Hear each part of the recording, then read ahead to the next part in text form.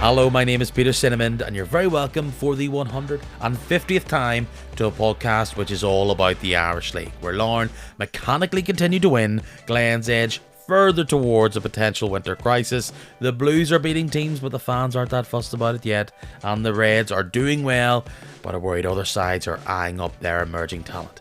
Maybe not a lot has changed in the past 149 episodes. I guess Colerane's got money, and right now they're sitting top of the table. We'll review everything that happened over the weekend, we'll look at all the news. As well as that, it is our special team of the half-season episode where we go through each side, each position, and give you our ideal 11 of all the best talent in the season so far. Let's get down to it. It's your latest weekly edition of Kick and Match. And there's only one crew of Mavericks I could bring in to celebrate that weird anniversary that is 150 podcasts. And the good news is they're in the festive spirit, first and foremost. I've got the man who, if he could, he'd wear a Cliftonville big red suit all year round. It's Joe McCallion. Early Merry Christmas, Peter. Thank you very much. And in the other corner, he's the Grinch of Mid-Ulster. It's Ross Welsh. Glad tidings, Peter.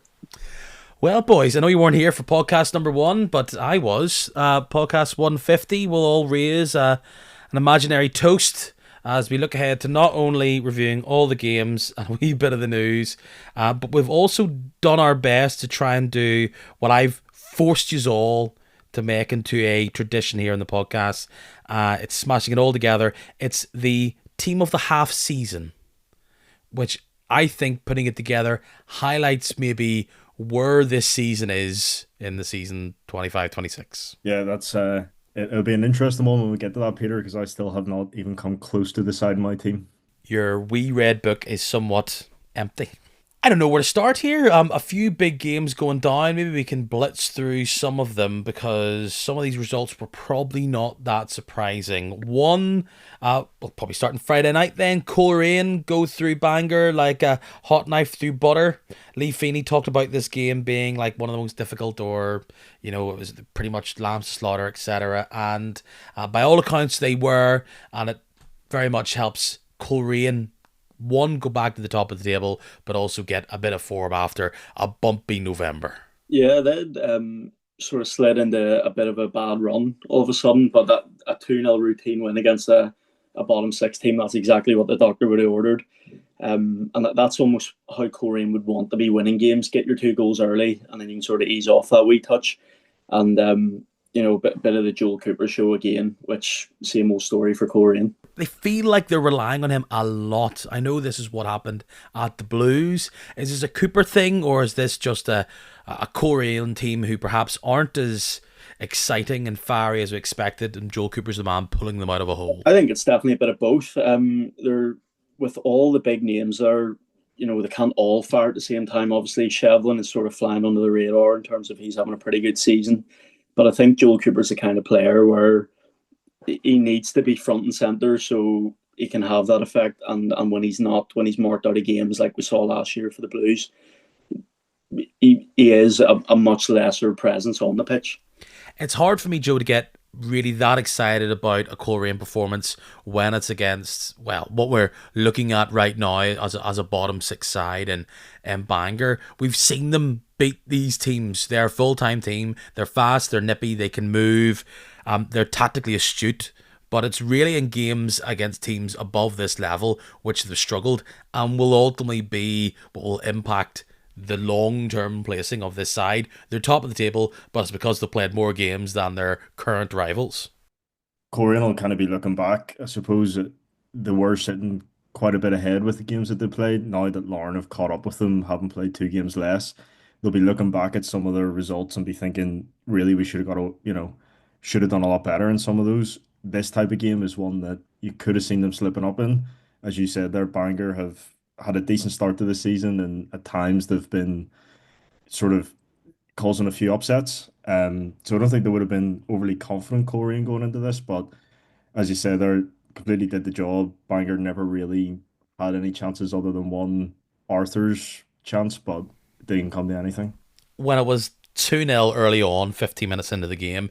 It was pretty much game, set, and match. That is not how you go to a full-time team away from home on a Friday night and aim to get a result. But it's not going to be a massive blemish on their copybook. However, despite everybody getting all hyped and lovey-dovey about the way Bangor have started the season, they're now back down to 8th, and outside of that Glenavon result last week, which I will say they hardly bossed the game, and I think maybe saying by the skin of their teeth is a wee bit too much, but it's not like they did anything to really win that game outside of course, score the goals. Any concern about this plummet? Maybe that's over dramatic. I think this is kind of things starting to even out. I think they obviously had a brilliant start that no one really expected. And as I've said there, they had a few sort of upsets in there. But I think this is probably them evening out. Teams know how to play them now. You know, we have them next week. I don't know if it'll be the same sort of result as we saw on day one of this season. How they played shocked a lot of people going long and how good they were at it. But now teams know how to play against it, and there's not really as much nerves going in against them. I would put a little asterisk here in the sense that I do think that they could be a team to be concerned about, because this 11th place is wide open, and we've seen teams sitting there and then they're able to move up and then they're dragged back down. The whole muddle of a lot of teams having played fewer games, some played more. What's interesting is that you have a lot below Cliftonville, because you have Blues, Glens, Cliftonville all with 17. Then you get to the Swifts, 19. Like, all these teams below them have played more games and they're lower. The one outlier here is Carrick, who themselves aren't really pulling up trees when it comes to results. So for Bangor, of course, the pressure is on, and it would be a massive turnaround if the way their season went, they're being toppled by Glenavon in the league table. They've got 15 points on them. That's why last week's result was so important. However, Reds, I believe then it's Dungannon and then Ballymena. If they lose all three, other teams are likely to get results around them. They'll feel a lot less comfortable than they did maybe a couple of weeks ago. Were they above Linfield at one point, Ross? Yeah, I think they were, but maybe you don't pay attention to the table unless you're first. Well, this is it. There's no point. It's first or nothing, isn't it? So, we'll just end the podcast there, probably. But yeah, I agree with Joseph. It's very much just a reverting to the mean for me. I think we're okay in terms of Bangor staying up. People didn't want to say it. Lee Feeney didn't want to say it last week, but I think that Glenavon result, that's them safe now, certainly automatically. And I think the three teams below them, they pull away from them right and quick. However, as you say, if Ballymena were to beat them before the new year, then that does put the cat amongst the pigeons a wee bit, especially with the changes there. There's an interesting 6 weeks here, I would say, where we properly see who this little bunch around 11th is going to be. Doesn't look like it's going to be Cliftonville. On Saturday, they had a very entertaining, proper Irish League game this against Glenavon, where they look good, they let Glenavon back into the game, but then they steamroller on this Glenavon side, and I wonder if any moments of good football from Glenavon, maybe decent starts, should not get too hyped up, because there's 2 weeks in a row where, despite taking the game by the scruff of the neck, they eventually just falter and fizzle out. Especially against 10 men. That's the worst part about that second half. Once we went down to 10, they worry quite a bit. But although they scored two, I'm sure you've seen them, they were two spectacular goals, but two goals of real individual brilliance, as opposed to a team goal that you can sort of think, oh, there's something building there. Glenavon didn't massively impress me. Even when they went 2-1 up, I wasn't really worried, given how the game had started. I'd love to say for them that there's maybe something that can grab onto there, but other than individual skill, there wasn't anything that was standing out of, okay, they've turned a corner here. Goalkeeper Mark Byrne playing with fire 2 weeks in a row. He gives away a penalty, regardless if you think it was a penalty or not, by clattering into Michael Morgan of Bangor, and then was it Woods he clattered into beforehand? It was Woods before he nipped in and scored the goal, and that was the end of his day. And then it's one of those Saturdays where you hear the the people on the radio talking about this 16-year-old in goal, and everyone worries for how that could end. And the answer is it didn't end that well, despite going, was it 2-1 up before half time, and that Bossacani goal, I mean, it's a bit of hit and hope, you know.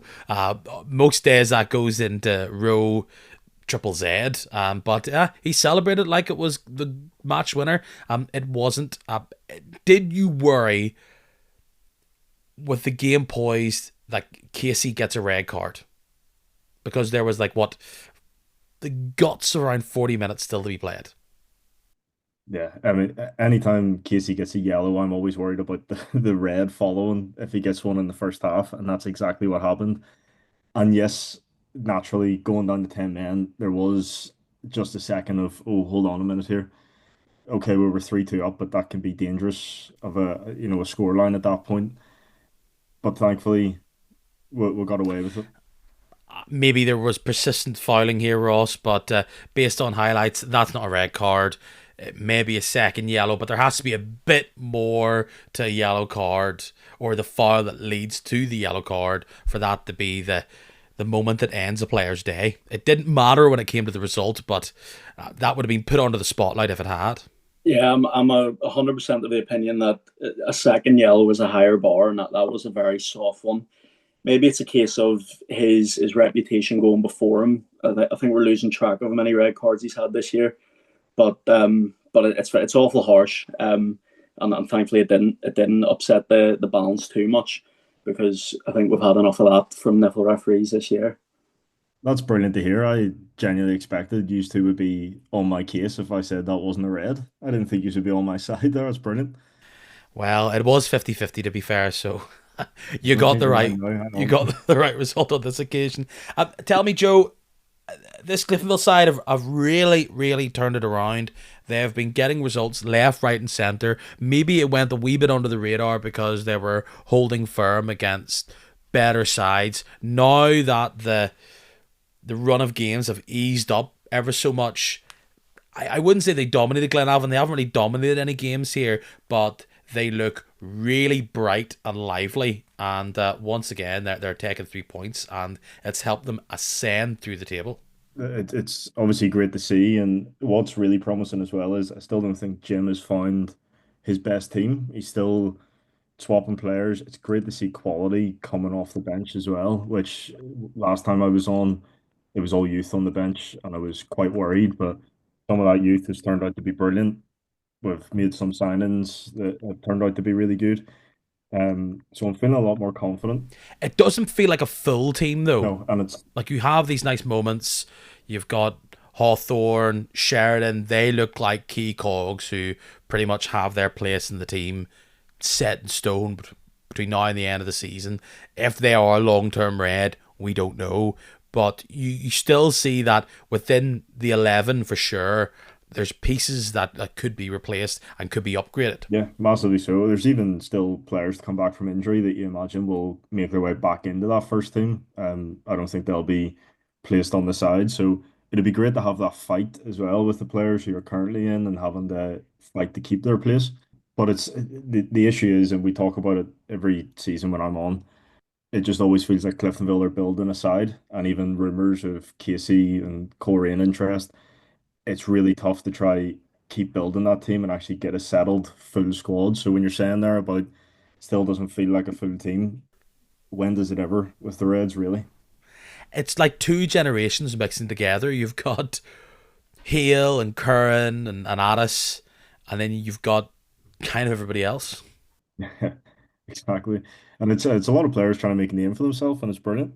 Lorne, Friday night, the other game there. We jumped ahead to Saturday, go back to the Friday evening. Glentoran, this was another difficult watch. But it's my boy Benji McGee stepping up. Usually likes to be fleet-footed, jump around players and then knock it in. He had a wee rocket there on Friday night, and Lorne needed it to snatch all the points. Yeah, it was a great wee goal. Deserved 3 points for me for Lorne. Threatened to get a wee bit tasty at some points that game, and I think in the end Lorne's class and superiority just showed through. I don't think the defending's great for the goal. I think there's a couple instances it could be stopped, but in terms of the strike itself, you just have to hold your hands up and say, yeah, that's fit to win any game, as the cliche goes. This Larne team are just trickling by, boring week by week. I say it all the time. They just keep on getting wins in a very efficient kind of way. You might argue in this situation, you can't always win close games like this. It's going to go against you eventually. But with this very strong bench that they have, it gives them numerous rolls of the dice to try and change things up. And probably that's the difference between this being a difficult 0-0 where each side feels as though they had the best chance, and just getting a player on to make the difference with a half chance. It feels a bit like the Larne of old, doesn't it, really? It feels like that team suffered a wee tiny bit for a while there, like last season, but it feels like they're kind of back to the Larne that we all know of. As you said, they're boring, kind of getting through games, um, not really looking like they're in any trouble. That match against Glentoran there felt a lot like I know it's early to say, but like a title winning side of that's a match you look back on. They just kind of soaked up pressure, but they still get away with getting the goal anyway. They're physically strong, are Larne, and what they lack in maybe, let's say, radiant play, something that's a bit more dynamic and have a bit more vitality, like outside of maybe McKendry doing his things and McGee coming on to try and beat a player, it's all quite efficient. And that obviously is what they want. They want to just take these games one by one and get the points. Flipping over to Glentoran, they're a hard watch at the minute, aren't they? And the worst thing for a fan is that you're not getting results and you're boring to watch, and there doesn't seem to be a huge amount of hope. This back line, this very brittle back line of Glentoran's, is the Achilles heel, which is completely derailing a rather nice start to the season. Where have we heard that one before? It is December, isn't it? Yeah. I'm getting that right. But usually there's fireworks and there's, shouting matches and, a bit of drama in the press. It just feels like, yeah, Glentoran have good players in decent positions, but also just keep letting the other team win or don't have enough to break the other side down. I think there's fireworks bubbling under. I think there's a bit of division in the fan base over whether Declan Devine's the right man to bring them forward. I know what you're saying. We haven't had that dramatic X out of a cup or like a hiding at the hands of a smaller team, but glad another week, I suppose. But I think that could be coming, and I for one can't wait. But it's boring to watch. They don't look like they have much going forward. Like, they gave 2 goals away to Cliftonville the other week. Like, they're leaky at the back. Some of their signings haven't really come off. It's a strange one overall. There just seems to be such a big disconnect between defense and attack. Everything seems to build from these deep areas, and then balls either go in on the ground or in the air to this mass of, be it black shirts or green shirts. And I know they're really liking these long throws at the minute. That's great. But, I mean, could there not be a bit more to them in attacks? Like, do teams just know that they need to sit in and eventually they'll be able to break them down?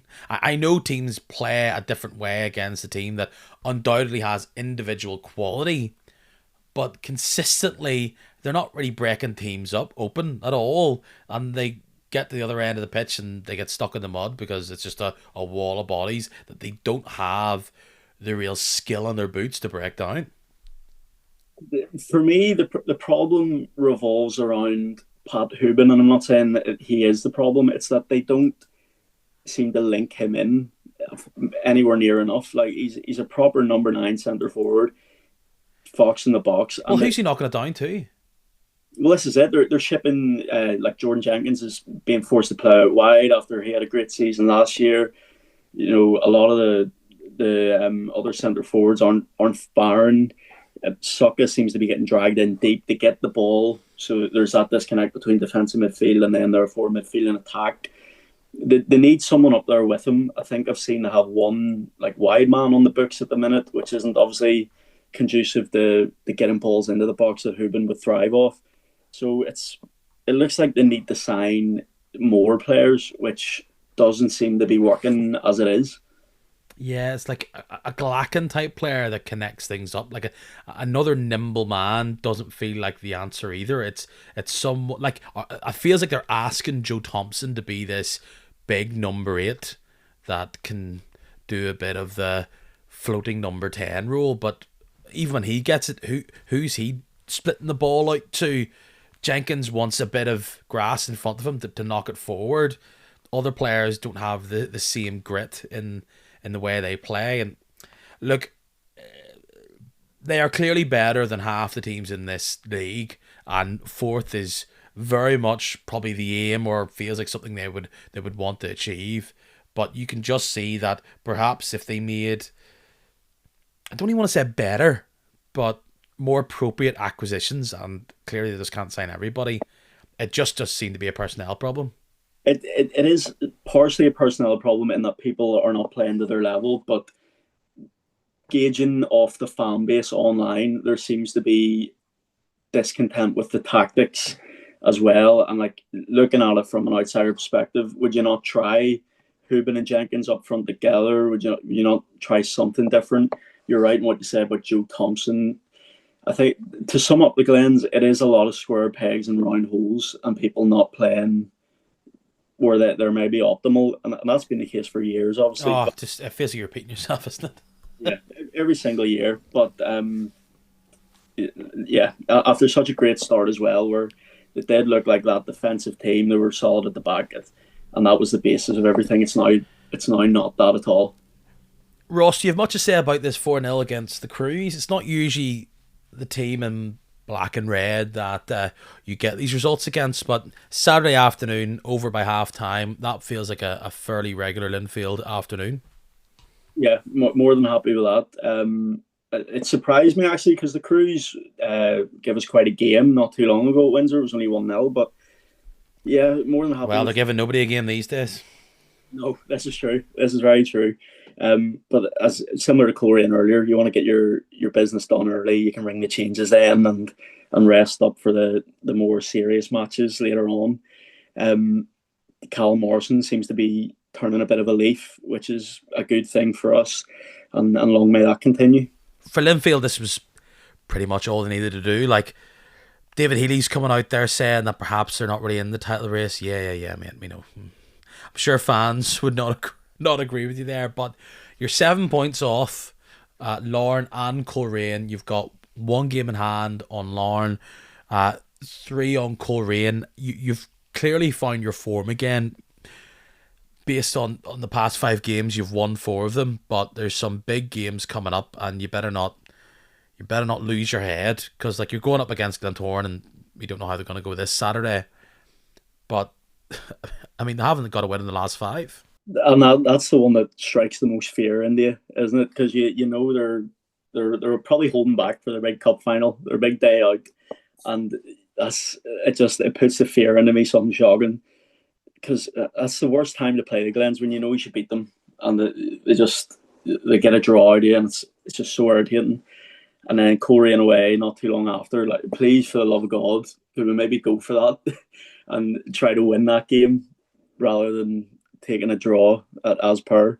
But that's a season defining week almost. I think if you lose the Coleraine, you almost are out of that title race, which I don't think we are at the minute. This Crusader slide, it's been coming from a mile off. There was a moment where you thought, oh, perhaps they've got things all together. They're an attacking force again. Some of the experienced players are coming back, but they've fallen right back off the wagon again. And to end 2025, they host Larne this weekend. Then they go away to Solitude on Boxing Day, and big game. It's a repeat of that nightmare that started the season at Seaview between them at Carrick Rangers.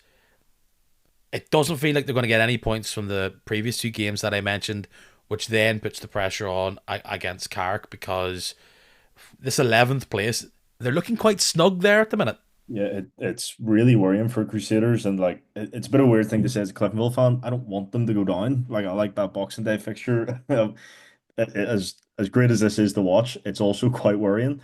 Yeah, like a few weeks ago, I was sitting thinking like there's no way they stay down there. Things will start to click. But that is such a shocking result against Linfield. Now, obviously, Linfield are a great side. Crusaders are struggling at the moment.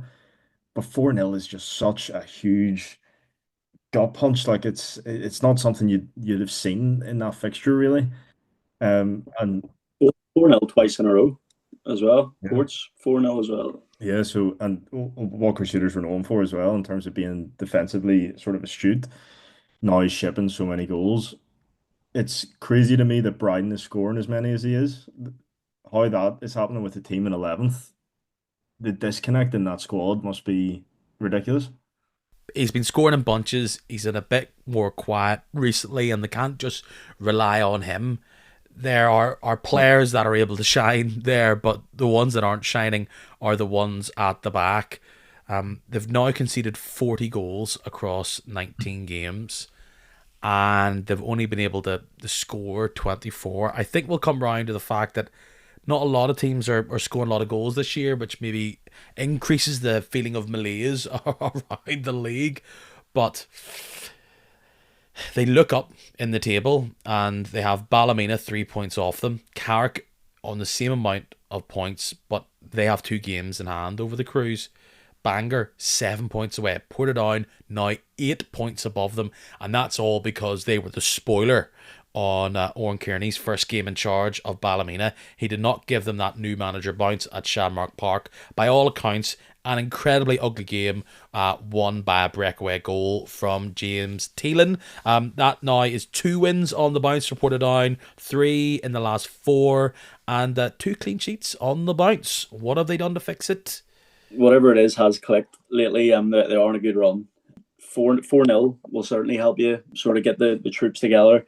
I think they were lucky to win against Carrick. I think that was a tricky goal to disallow, but that's the luck you need when you're down and around there, and that's what sort of pushes you on.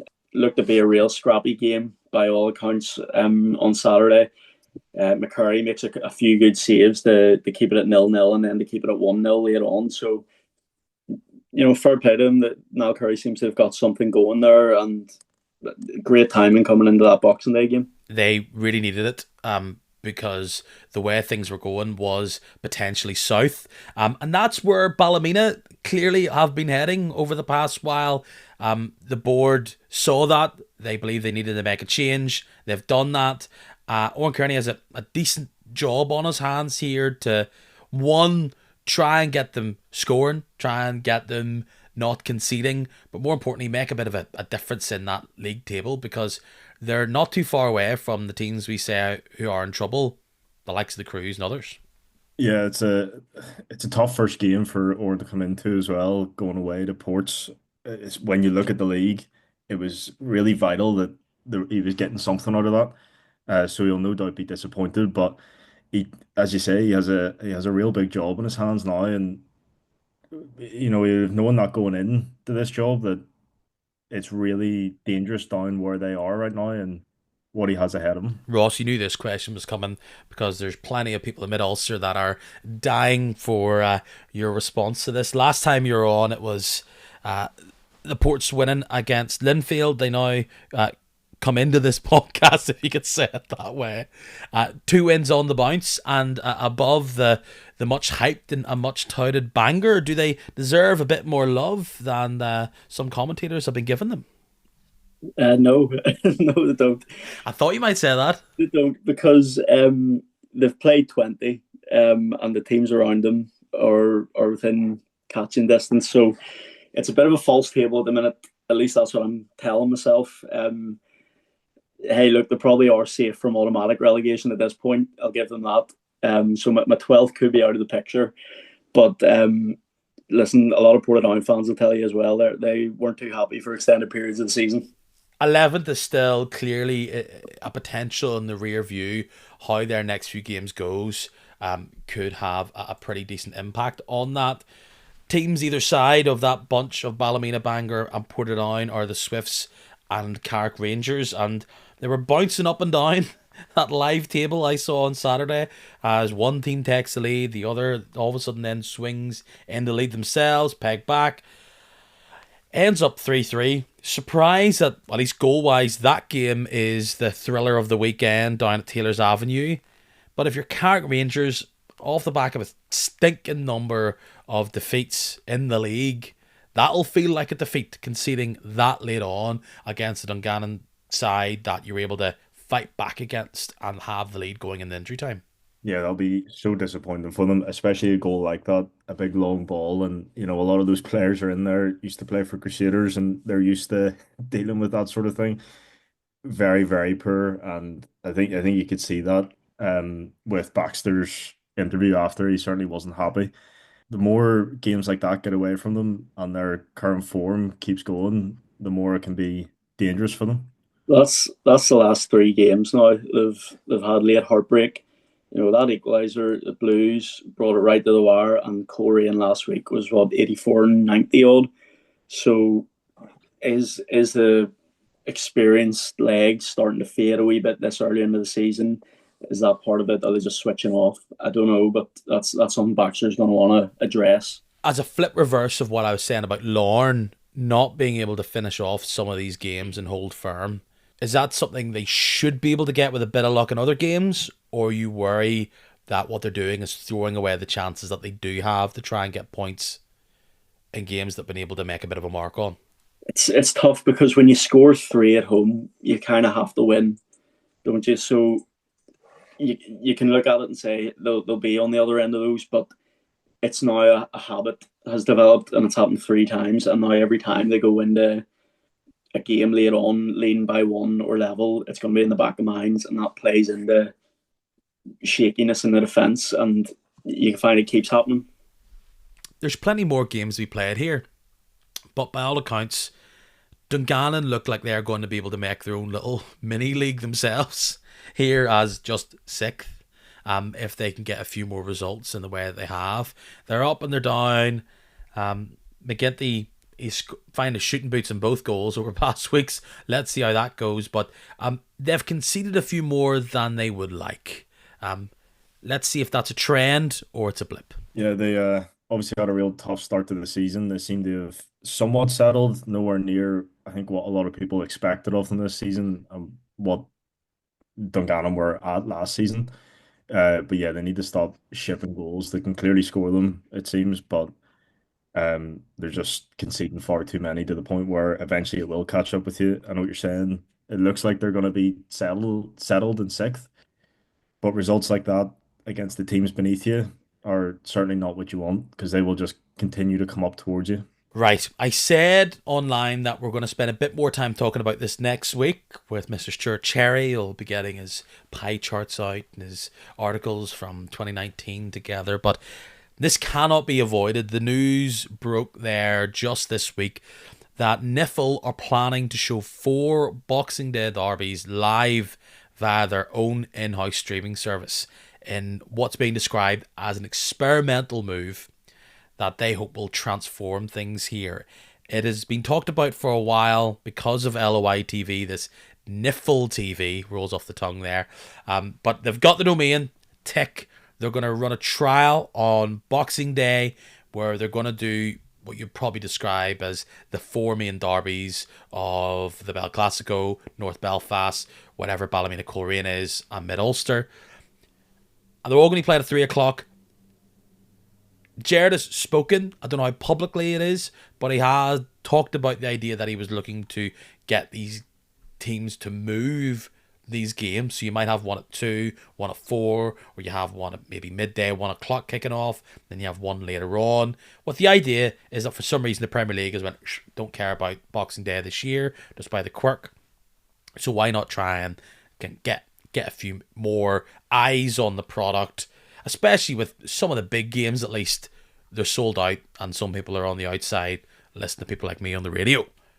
I wouldn't say it's surprising that they are making this move. It's something many fans were calling on them to do. Where this goes is where the story is going to be and will have the biggest impact on Irish League fans moving forward. And how this all works with their TV deals with broadcasters like the BBC and Sky Sports. But are you enthused that we're finally getting towards something the first few seeds are being sown for the mythical NIFL TV? I definitely think it's a positive move, and I think that a decent amount of fans will welcome it. However, it needs to be done right, and I know that's very cliche to say, but this they could get it wrong. They could make a lot of decisions that just are not favored by both the clubs, fans, maybe also other TV broadcasters, and it can be a wee bit sort of dangerous for them.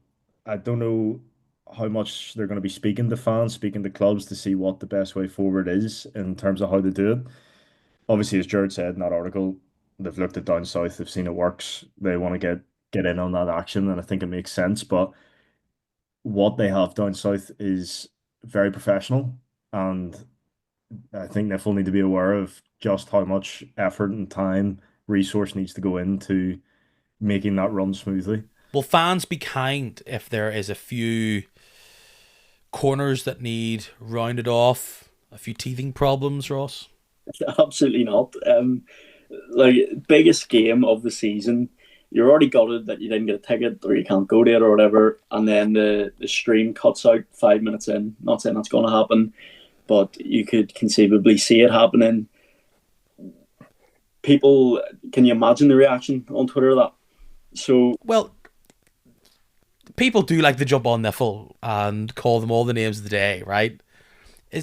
I'm surprised that the reaction isn't Nifl. Yes, lads, you're making big steps. This is exactly what we want. Why all the skepticism about this? I just think, I don't know why the skepticism, but I just think that it's definitely there. I think the price point's a bit high for one game. If it was a tenner and you got access to all the games you wanted, then I think that's a bit more fair enough. I think it's interesting that there probably won't be a BBC game now unless they're picking up one of the other two. How does that work with the rights deal? You'd assume it's been okayed with them. It's just it's a lot out in the open, and it seems to have not been announced officially. Like, it's almost like it's just been done through that article. So it's just a bit murky, and I think it's just when you have to wait and see see how it plays out before you jump on anybody. Is £10 too much for a game? No, we don't know what it's going to be, but if it's one camera stuck in the stand, then yes. I don't know if there's anything being said about commentary. If it's, if it's no commentary, then definitely not. I think maybe as a one-off, a tenner's fine, but if you're looking at it's going to be a tenner every time you want to watch a match, I don't think the mass appeal would be there. Like, I'm not paying a tenner to watch a team that isn't Linfield, realistically. I'm with Ross on that one in terms of, I get this is an experiment. If it's a tenner just for that one match, that's fair enough. See who gets involved. But if it is going to continue to be a tenner or priced as such, if there's 40 quid a month or something, I don't know how well that's going to go down with Irish League fans. I think you could end up seeing it just sort of fail at that point. If you look to down south, it's €99 or whatever, and that gets you every game for the season. That's a lot more reasonable. I think that would probably be taken up quite well with fans. But if you start to do pay-per-view, give a pay-per-view option. But if you're going to be paying a tenner for every match, I don't think it's going to go down overly well. It's tricky because presumably the BBC, as the main rights holders, are going to want the pick of the games. So then you're going to end up paying for a streaming service for not the best game of the weekend, and it's free on the BBC, where it's presumably not going to be free on the streaming service. So it's tricky enough. Should the ambition be for something like this, or is the service and the want for the service out there? Because people always talk about the idea of there being, highlight show and all this type of stuff just beyond the match highlights which are produced. Is there a want, or should this eventually be looking towards every single game is streamed and it's there for you on demand? Is there a want for a service like that? I don't think so. I think the beauty of the BBC, especially when they put it on BBC Two on a Friday night, is you get your non-Irish League fans will go, oh, there's a game, and that's how you get more eyes on the league. Whereas if it's a closed system and you have to pay, you're not going to pick up a casual viewer. And as I say, if people will be at their own games, like if you want to put all the 3 o'clock games on, the likelihood is you're already at a match, so you won't be able to watch another one. And then if there's the odd Tuesday night game, the BBC this year I think have been quite good at picking up games when nothing else is on and announcing that day, oh, we'll stick this on tonight. So I don't think there'd be the mass appeal for it. And then what is the price point then to justify it? All things that we can discuss further, but definitely add something a bit more, changes things a wee bit when it comes to Boxing Day. If you are not going to be able to get to a game or your particular favourite team's game, will you buy it? Let me know and we'll all find out. This is fallen very nicely, boys, that on podcast 150 we're also doing one of the pillars of the schedule of Kick and Match, and that being the team of the half season.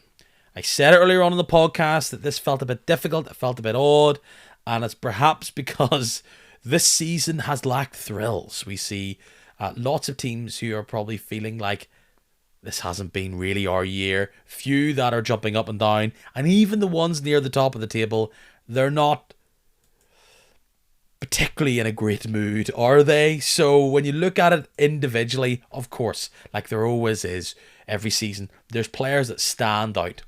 But with some teams having played 20, 19, some only played 17 games, I tasked you with picking 11 of what would be our team of the season if you did it now. Was there some areas of the pitch that you would describe as a bit easier than others? And without revealing the names, what were they? Well, as a tribute to episode 150, I've named 150 attackers in my team. So that was handy enough. A bit like last year, you're putting square pegs in round holes like you're a Glentoran manager.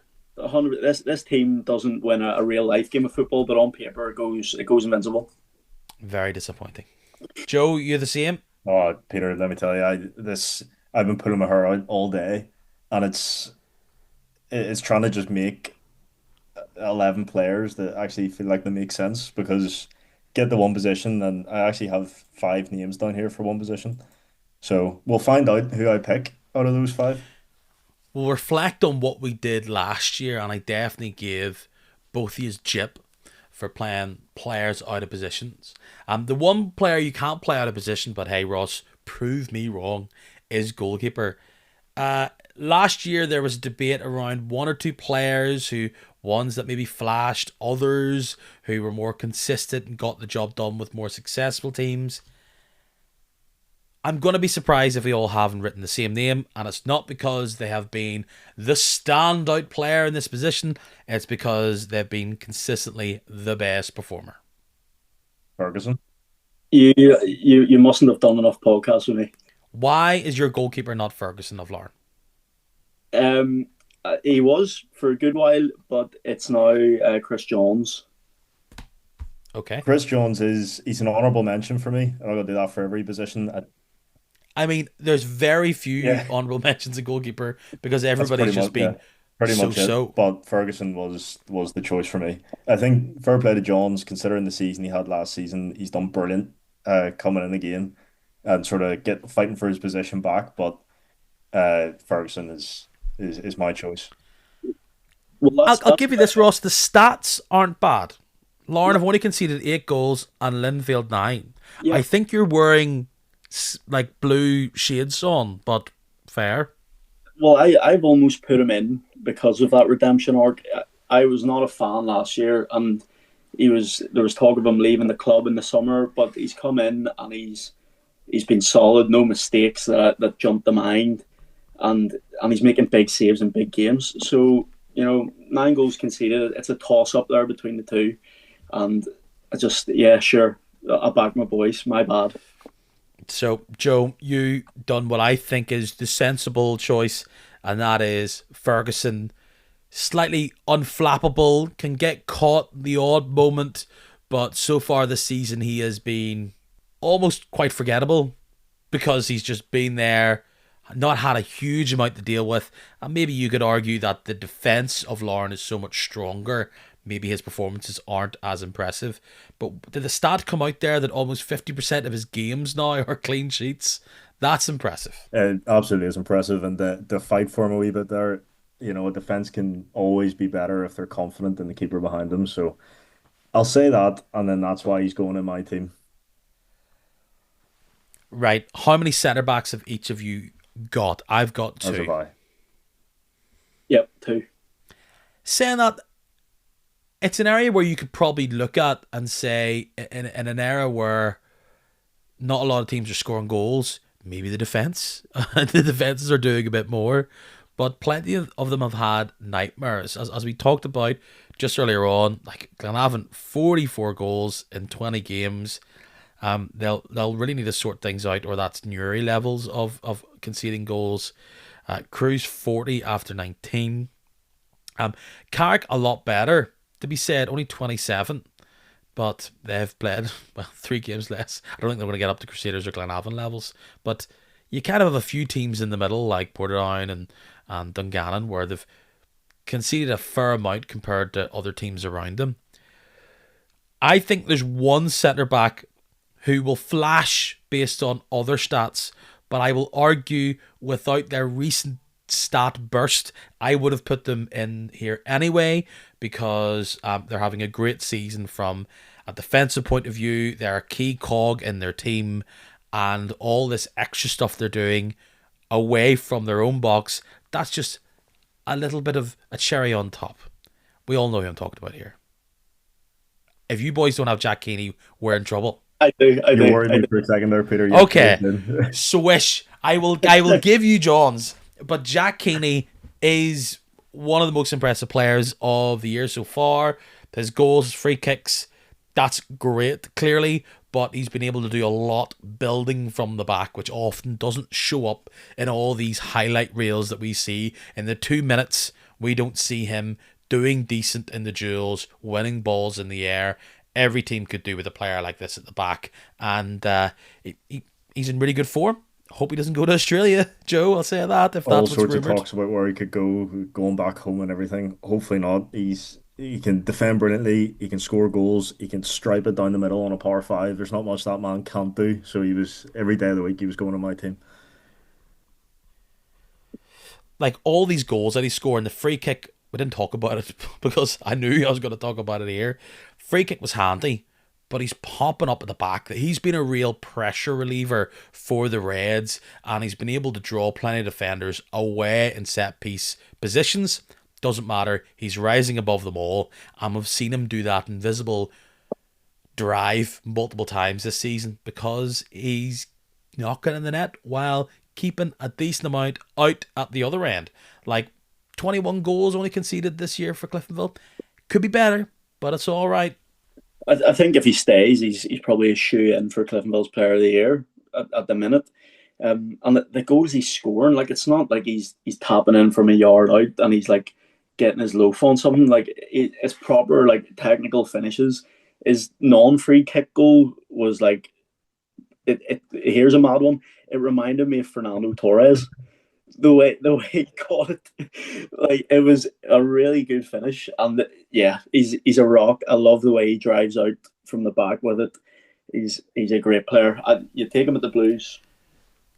Well, would he be partnering with a nominee from either of you two if he was at the Blues in this team of the season?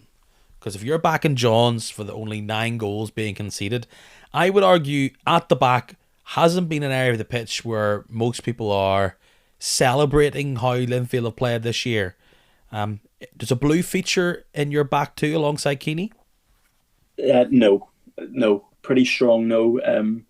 I hadn't thought of it, that the shaky defence in front of John sort of works for him, but I like that reasoning. But no Linfield centre-back was getting into this team for me personally. Same for me. Joe, do you make it I do indeed, trio? Yeah. No, I don't actually think I considered a Linfield centre-half when thinking about this team. I agree. Well, it's rotated a bit as well, has it not?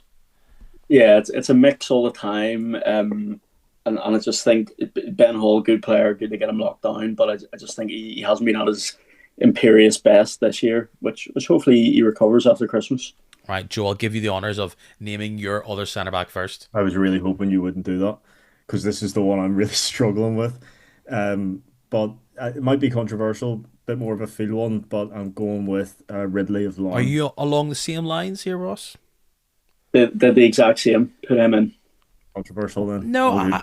look, he's a big, beefy man in one of the best defences in the league, and he might not have the same name recognition that others do, but I think this other player, it was a toss-up between, do you like Ridley in this Bolger type mould? I know he's not exactly the style of that player, but he has a decent stature. Or do you like the probably more unassuming Donnelly style, where he's more of the passer, he's the boy that cleans things up? And maybe this is based on name recognition alone, and I'm basing on other years, etc. I've went for Donnelly. I just think he's been able to do a bit more game to game. Maybe he hasn't been just the standout inconsistency that other players had. If there's Larne fans screaming at me saying clearly Matthew Ridley's the better player overall, I will accept that. But without knowing your teams, I just preferred to go with Donnelly. But clearly, what we're saying here, and we're not to discredit the players that we have picked, you look around the league, there's centre back isn't an area where there's been standout play. No, that was my toss-up as well. I tried to look at Korean, but it seems like there's a wee bit of rotation goes on there as well. It seems like the centre-backs never finish a game, which is And they've had odd. a couple of nightmares. And the same, Lauren has been consistent. Linfield have been getting there despite changing personnel. Korean have just had so many wobblers that you can't go that player because they've been swapping around. That player is the one over one of these others. Yes, was it Chili D? Dunn's there, Colans Foster's there. These players do flash and kind of do a bit of damage other end. But if you were someone that represented Ridley or Donnelly, you'd be like, excuse me, defense, that's kind of our thing, and he's our main man. Yeah, like speaking of the Korean centre halves, when I was first putting this team together, I had those names written down as sort of a first draft, and then exactly what you guys are saying there. When I thought about it, I thought they haven't really been just as consistent as the likes of Ridley. Why I thought he was slightly controversial is I don't know if he's quite getting his flowers as much as he deserves.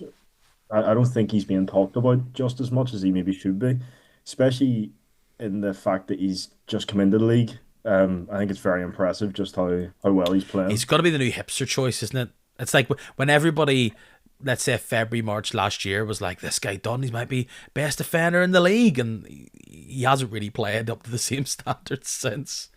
But I think Ridley's going to be the new man there. Everybody goes, this boy Ridley, he's got something. There'll be some Buck Egypt in like March, April time when you ask for their Ulster Player of the Year, they're going to say Matt Ridley. And that'll be the point I turn the podcast off. But he won't be. He's a good defender, but centre back shouldn't be Player of the Year anyway. Incorrect, but whatever. As a previous centre half, that's very offensive. Not that I ever got close to Player of the Season, but still.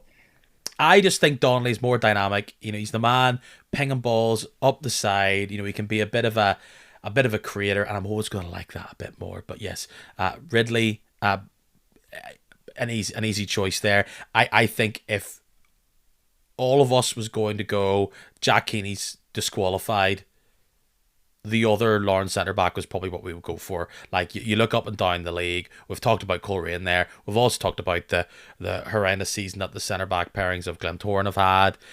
Casey's flashed, but not in the same real consistent way, in the sense that the other top centre backs are, and then everybody else is somewhat so as we go down the league.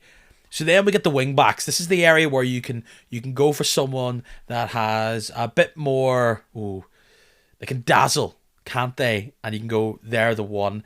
I'm going to start on the left back because I think that's probably the one that feels like there's not a huge amount of names that come to mind, but the one I like feels nailed on, and it's Lauren again. It's Sean Graham. I also have Sean Graham in, but right beside him I have Levi Ives, and I think our conversation during this could maybe pick who to go for, but currently I'm leaning towards Sean Graham. I went Sean Brown. He's my Linfield Player of the Year so far. I think he's been brilliant, consistent the whole time. Um, yeah, Sean Brown for me. He's someone that's definitely popped up. And is he more left or right back? Maybe I'm just confusing the sides. It doesn't matter because Kurt Miller's There we go. Now we're getting to the reason. So it doesn't. There you go. Now, that's what I'm thinking. That feels like a bit of a shocker for me. But yes, he's been someone that probably didn't get a lot of attention from people when he was signed to the Blues. People thinking another budget side in to sit on the bench. But he's had an impact this season. Maybe fizzled out a wee bit recently when you had that downturn on results. But he's exactly what David Healy wants. Someone that just gets on with their job, has a great concentration, and actually has a sweet delivery when he's called upon. Yeah, like is that not exactly what you want from a fullback? The solid going back the way, and you can put in a decent cross, which is, what Fitzy's going to feed off. So that's exactly what you want. And when it was bad for a period, I disagree. I think he was the one who put his head above the line and sort of stayed to a similar level of performance. So, as I say, he'd be my Blues Player of the Year so far, and for that reason, you have to stick him in the team, I think. I think that's a fair argument. Ross, can a wing back be Player of the Year? No. That's also incorrect. I'm still not over the fact that Ives didn't win it 2-3 years ago, but we'll move on. What was in your head then, Joe, between Graham and Ives? Ives has been able to get more of he came into Korean in January, and then he's been able to keep his place. There's been the odd bit of shuffling the cards every once in a while, but so far he's been solid without being massively game-changing as I think he used to be in a Lawrence shirt. Mm-hmm. And yeah, I think that's kind of what it is for me in terms of he's been quite consistent, not necessarily special. Defensively, I think he's who I would rather have in my team if you consider, that's the sort of first job back there. I think the reason I'm leaning slightly more towards Graham is the more sort of he probably gives me the more moments where I go, wow, as opposed to Ives is just kind of doing the job he's supposed to do in there. Um, I think Ives is having quite a good season. And I don't think he's ridiculous to consider in that position. But the more I go back and forth in my head, I think Graham's going to beat him to it. Someone that I think's actually done a pretty good job for Korean, but isn't very sexy because he's been about for a while. But I think if you talk to fans of the Bandsiders, will go, yeah, doing the business for us. Dean Jarvis, in a wing-back role, has been someone that has been doing bits and pieces for him. Is he team of the half-season quality? Perhaps not.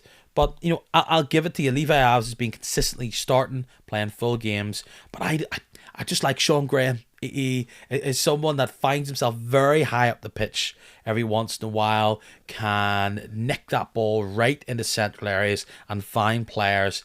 And it's definitely someone that I didn't realise was quite as skillful based on when he first moved to Larne, but he's always someone I watch out for. And of course, he has that Brucey bonus of having a winger's number while being a wing back. Just it's like go faster stripes. You're like, oh, look at him with the boots running up the pitch. He must be good. Who's on the right-hand side then, Ross? I have to ask you, based on the fact that Sean Brown, who I would have had as a semi-right back, but typically one of those Linfield defenders that could play anywhere across the back line. You're getting singled out first here. Tomas Cosgrove. I got it right back. I mean, he has been Mr. Consistent in that area, always delivers, and you would say when he's ticking, so is Larne.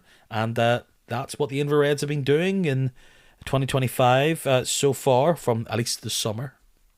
Similar pick for you, Joe? Exactly the same, yeah. My honourable mention in this position was actually Lyndon Kane, but I've gone with Cosgrove. So maybe I feel like I'm being the rogue one. I haven't picked either of those players. I've went for someone who I feel as though has come in and has been able to do both the attacking and defensive style. They're clearly known as a bit more of an attacking player, and we were joking about the side being a wee bit too deep previously, but he is always swinging in balls. He's adding from other areas. You may boo and hiss this. I went for Ryan Cooney. I thought you were going to say Kurt Miller there for a minute. I was about to lose the bob. Right. It's like he doesn't have the same drive as players like that. But I don't know. I just maybe it's the fact that he's the new boy, the flashy new boy. But I do think if you're talking about bright sparks for Glentoran this season, he's definitely one of the top three. Ryan Cooney was in my team until about 5 minutes ago.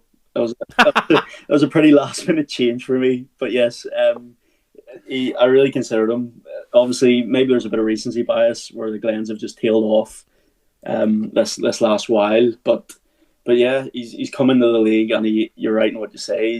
He's definitely one of the Glens' top 2 or 3 players this year. So it's hard not to include him. But I think just Cosgrove's consistency give him the nod for me. I think goal contributions a bit more for Cooney as well. I don't know how many goals he scored, but I do remember that time he let rip and score past Glenavon. Don't think it was a shot, but it looked all right. Came from far away. He can claim it all the same. Probably gets forgotten about because people just think of he's like the double of Amos on the other side, which would have been good last year, but this year Cooney's probably getting more of the limelight than Amos. Right, midfield. I've got a bank of 3 with 3 in front of them. That's what my formation looks like. What about yous? I have a 1 then a 3. I have a 1 then a 4 or a 2 then a 3. I can make either work. That just confused me even further.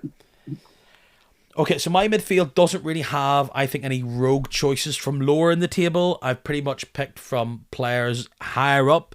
And I think when we have these teams where a lot of them are sitting back, playing deep, bunching up the middle of the park, the teams that have been able to do well, the ones that have those different makers in the middle. I will name one to get this going, and you can claim if you've got them as well. Again, a bit like Keeney, maybe catches the eye because of the goals. I've stuck Mark Randall in here. Did the same. He was in my team. I have swapped him out for Hale. I have a bit of a platoon going. I've written down Randall. A platoon. I've got Randall / Dan Bent written down, in that I think they've sort of done each other's jobs at different times. But if I had to pick one, it'd be Mark Randall just because of recency. I think it has to be Mark Randall only because he's been able to jump in at big moments. And we talk about how maybe Larne are able to play their football but aren't able to break through. He's been the crowbar at times, and yeah, like he's the forgotten man of that Larne side. Like he'll not be talked about for weeks now because he hasn't popped up with a goal, but he's that nice little attacking threat that can unlock a defense, and those players are like gold dust in this league. 100%. Though through the set pieces alone, he is going to, and he already has won them games with free kicks, and he shows no signs of slowing down. Like I could not believe is he north of 40, and he still just looks a different class in that midfield. So yeah, he had to be in there for me. Joe, I must say, there's alarm bells ringing for people. I'm not saying he's not a good player, but there's definitely a bit of Reds bias by putting in Hale. This is my Chris Jones pick. I'm allowed one. That's fair. That's it's mine. not fair, but I'd say it's fair. As I said, look, Randall was down on mine, and I'm still looking at shuffling around the rest of my team. He might well feature, but at the moment, or well, in this position, it's definitely Rory Hale for me. He's just had glimpses throughout the season of real special moments, and when he's not being special, he's being very consistent for me in what it was a struggling side and what is now starting to sort of pull through in these difficult moments.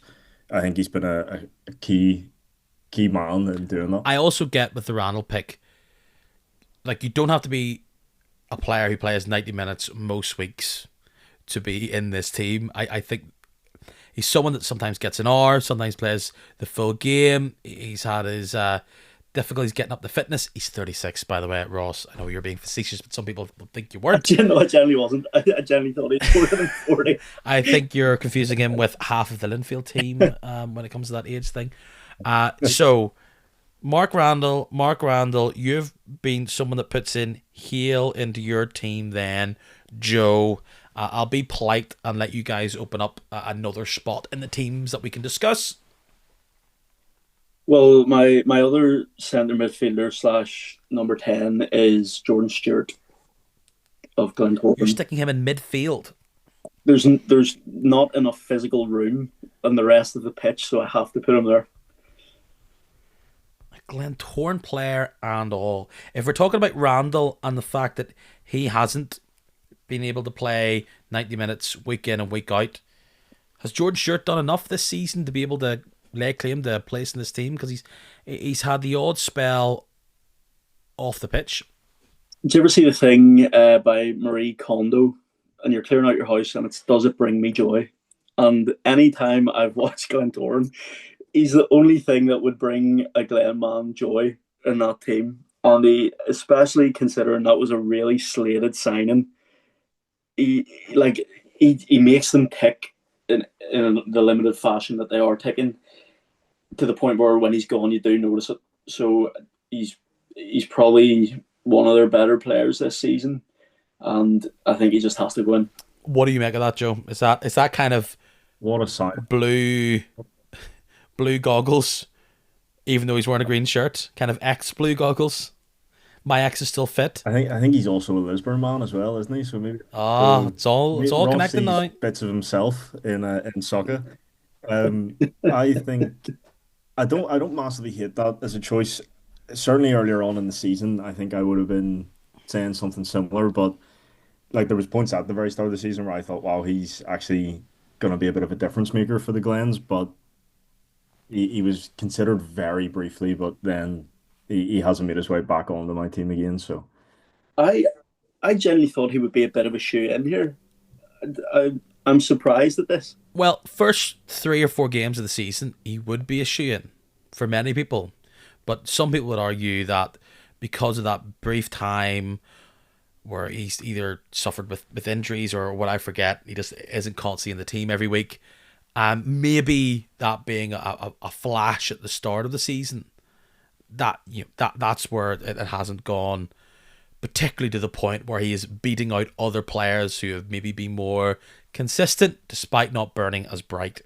So if I'm trying to get my head around your team here, Ross, you have Randall, Stewart, and is there another name in this 2 or 3 or what's going on? That's my 2 centre mids. That's your 2 centre mids. Mark Randall is usually number 10 and Jordan Stewart, who is a striker come winger, correct? Yes. Listen, you squeeze these players in, this quality in where you can, and you make it work. I don't think I need to squeeze this player in. Maybe I'm getting too hyped about this player by the fact that he's not being hyped up enough. I've talked about him in random bursts, and I can see you, Joe, with your pen just raised above your sheet, ready to write this player down. Here it is. Where is Dylan Boyle in these teams, boys? Coleraine, number 6, wins the ball. He is the North Coast Sule this year, and once again, one of those players who is not highlight reel worthy, but does all the business. Every team would want someone like that. Yeah, I agree. He was briefly flirted with for my team, but it's just I've come for flack for this before. I think it's a pretty easy position to play. I So think, yeah. centre backs can't win it now. We've got wing backs. If you're number 6, it's too easy probably to win Player of the Year. Any one forward of a holding midfielder should be your player of the Well, year. that's why every player that's above hold midfielder seems to be an attacker in your side. So, This is it. Joe, This is it. beside Hale, is Dylan Boyle in there? Or who's beside him? No, he's not. I don't really have someone beside him. As Ross said at the start, these teams probably wouldn't really work. So my formation's like a 4-1-3-2. So playing in behind the striker is James Taylor. I was laughed at a couple of weeks ago by you Well, boys saying that I he was playing at times at a level that could be considered eligible to get in this team. And by Jove, maybe it's because he's wearing red. Joey's in. I Tell I me don't why I was right a couple of weeks ago. well, I don't know if it's just listening to you consistently say about him, and I've just thought, yeah, actually, no, he should be in, or if it's a bit of a recency bias, but he has actually in what we've talked about the ports before many times, and everyone knows Ross's thoughts. In what isn't a brilliant port side, he has been a bit of a standout, and like he's hurt us in the past. I believe he's hurt Linfield as well. He clearly is a decent player, and I think he will probably deserve a bit of a move up higher in the table. I don't know if Ports will necessarily hold on to him. Saying In all that, halfway through the season, it'll be interesting to see if he keeps up that form. a league of few wingers, he's a winger and will always get a bit of favour throughout the league when he's breaking through, as he did there on Saturday against Ballymena and other times this year.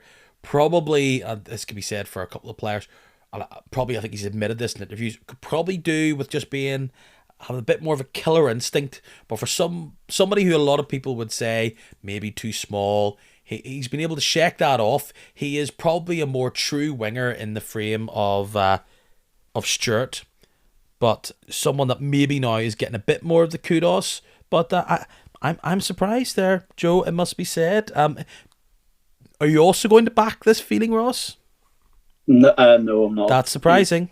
Yeah, he's too flashy and street game mercurial for me, which is what wingers are. That's very true. I mean, what a redemption arc it would be for any Portland player to make this half team of the season for you, Mr. Welsh. Oh no, that's not coming into the equation here. I've got no relegation fodder in this team, so but for me, if you are going to put a Ports player in, it has to be Aidan Fife. He didn't get close to the team, but I think he's having a better season than Thielen, personally. It's the Thielen pick is very much a field pick. It might not be supported by stats, but in terms of watching Ports, he's the player that sort of impresses me the most. Fife, I'm sure, has more goals, probably more assists as well. But Fife, and this is no disrespect to him whatsoever, can sometimes see.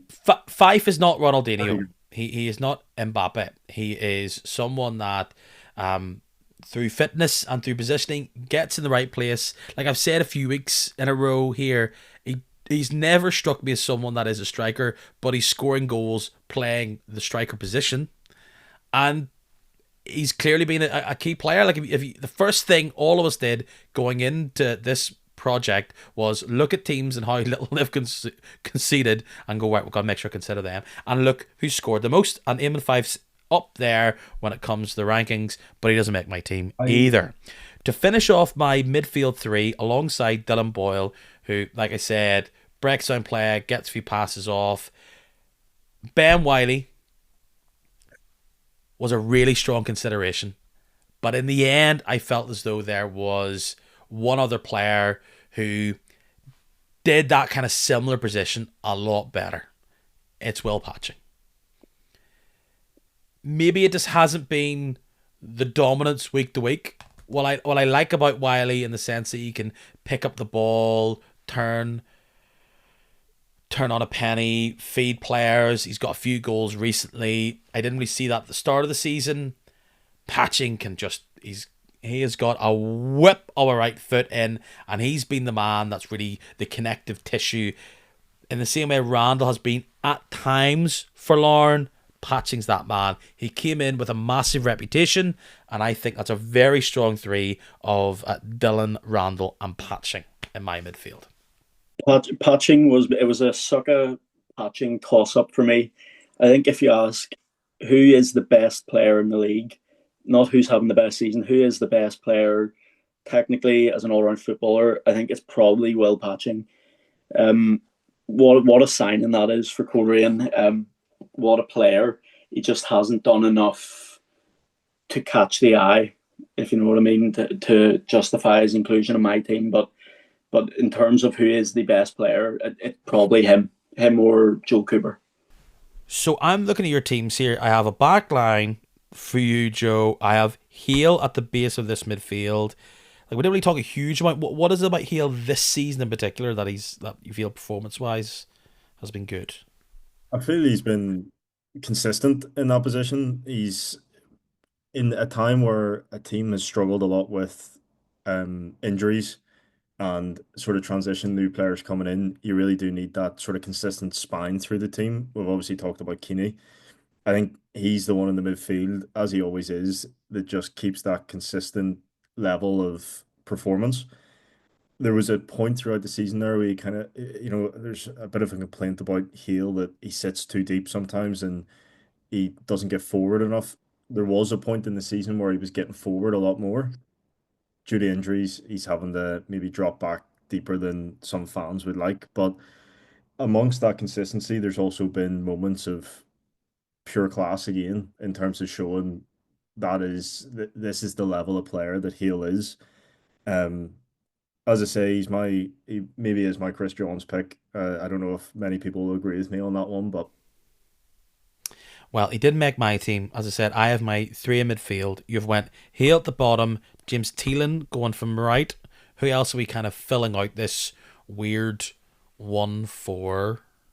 Well, Thielen is actually just in behind the centre, or in behind the strikers. So you've got one of the few wingers in the league, and you're not playing him as a winger. I've got three wingers essentially. Wow, you find three quality wingers in the Irish League. Can I guess who one of them is? Go on. Is it Joe Cooper? No, it's not, Peter. What? No, it absolutely is. I'm joking. That would have been the real. That would be the real swing there. So I can happily say here, because I've got in my 4-3-3, so the three midfields that I have, and on one of the wings with one central striker, I've put in Joel Cooper. Ross, are you also going to join us in naming the best player in the league, who's maybe been the best player of the season so far, as a player that features in your half team of the season? Yeah, he's first name on the team sheet realistically, isn't he? He's just a cut above. So yeah, he's in. He's had his moments out of the side, and clear there's been a few niggles there that hasn't helped. But when he gets on, he's like a super weapon. They stick him on, he does his bits, and then he just goes in the corner and chills out. Like, he still has all the qualities that Coleraine were hoping he was going to bring to the showgrounds. He's like, we've waxed lyrical about this man so much over the past 2.5 seasons. He can run, he can move, he can pass, he can dribble, he can shoot, he can squeeze the ball into the tightest of areas. He is someone that just simply does not grow on trees in the league. You gotta pay the money to get a player like that, and clearly he saw that Coleraine was the side that was going to deliver him long-term stability behind the scenes as well as in the financials. And he's seeing success with the bandsiders. So where does he feature? If you've got Mark Randall and Jordan Stewart, is he on a wing, or is he in some sort of weird not wing? I've got a 3 ahead of the midfield, so it's just interchangeable. He can go anywhere across I'll go Cooper somewhere. I'll let you add another one in there. Conor McKendry. Oh, like this. Conor McKendry of Lauren. And the main reason is it dawned on me on Friday night there that I know that Andy Ryan exists. That's true. And he hasn't really been missed. And every time I've watched Lauren, much in the same way for Jordan Stewart, Conor McKendry is just bringing that wee bit of magic.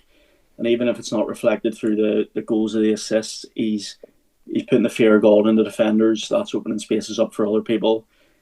He was one of the first names to go on for me. I probably am a bit harsh on Conor McKendry in the sense that I feel as though he needs to be like kind of a statistical dominant force for me to consider him. He's not on my team, but I can see why you would pick him and why many others would be shouting at their podcast player saying, how can you not put in one of the more creative forces in one of the best teams in the league? Did he make it for you, Joe? He did indeed, yeah. And I was going to say what you said there. He maybe isn't the stats player. He's maybe not going to get in there based on goals and assists. But when you watch Lauren and watch how he makes them tick, they're not the same team without him. Which hasn't always been the case, and he's had to be patient in his return to Larne. Some may have said last year, was this really the right idea for him? Because he's not getting the consistent game time that a player of his quality would get at pretty much any other team in the league. But he's been able to make his mark once again in a red shirt this year in particular. So I can see why you went for it. I didn't go for Conor McKendry because I saw him as a wide player, and with Joel Cooper on one wing, on the other side is a player. Oh, Jordan Stewart is the player on the other side. See, I had you there, Ross. I like everything I've seen from him. He has been the one true bright spark in this team. Hooben's got the goals, but they've not been that particularly exciting. Cooney's had the drive from the back, but Stewart's had the magic, and we've all seen it. And if he was 3-4 years younger, Glens would get very, very excited about him. He's had a really difficult couple of years, both at the Blues and at the Cruise with injury, and I must say I was a doubter that we were going to see anything close to the player that we used to see scaring teams in a blue shirt. But we've seen it. Can he keep it up? We don't know. But despite not being the everyman for the Glens, he's done enough that makes most teams that were, and there was plenty of interest in him in the summer, feel like, yeah, we were right to consider gambling on him, because it was a gamble. Like, there was a time he was almost the forgotten man in a lone, a lone stint with Glenavon, remember? So this is a real redemption for him this season. So you made me go to bat for a Glentoran player for no reason.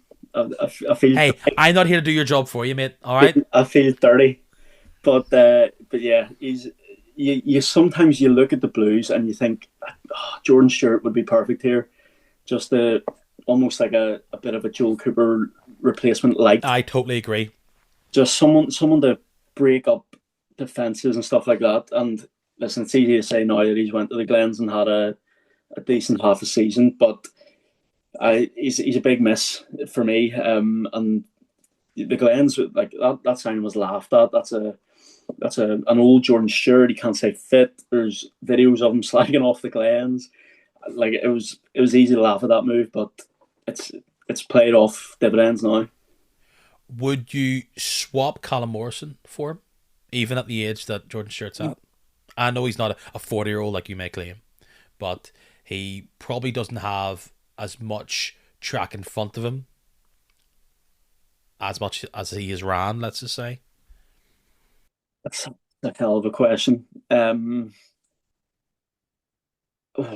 would be inclined to say I would rather Callum Morrison, and is that because he's coming into a bit of form the last few games? Probably, but yeah, I would just about say Morrison, but I don't know. That's a great question. I don't know. Right, so I've got only one more player to feature, and they're centre forward. Let's finish off your midfields. Go on, Joe. Tell us who else is there. I have all of mine in. I've got two forwards, so I have Rory Hill, centre mid, Joel Cooper off the left, yeah, Thielen and McKendry on the right. Sorry, Thielen, Cooper, McKendry, and who else? Hill's playing in behind them. It's like a 4-1-3-2.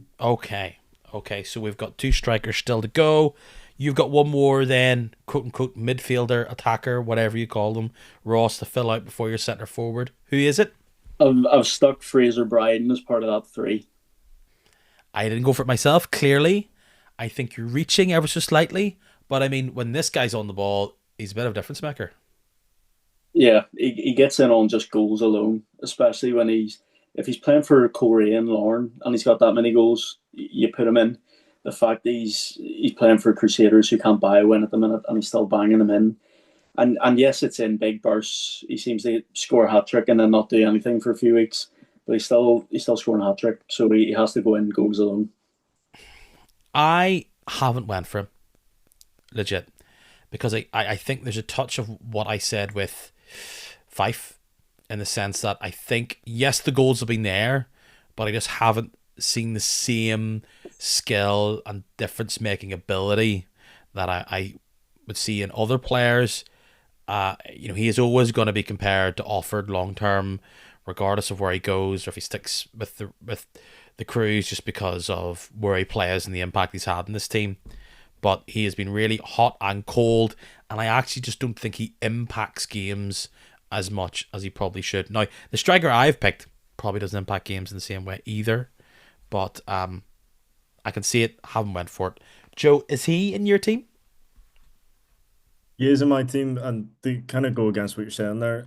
I get your point, maybe on the skills side. I think as a out and out striker, that doesn't matter as much as long as you're putting the ball in the back of the net for me. And he's doing that in a poor Crusaders side.